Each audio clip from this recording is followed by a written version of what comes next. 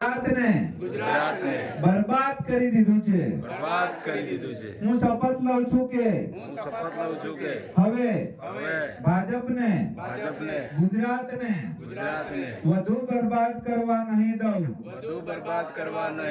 હું શપથ લઉં છું કે આવતી કોઈ પણ ચૂંટણીમાં હું ભાજપને મત નહીં આપું।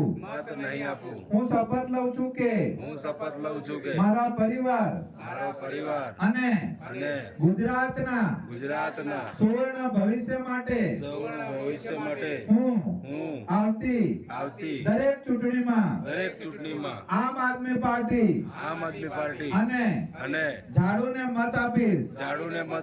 હું માનું છું કે આમ આદમી પાર્ટી એક ઈમાનદાર અને દેશભક્ત પાર્ટી છે અને હું આમ આદમીનો સાથ કદી નહીં છોડું।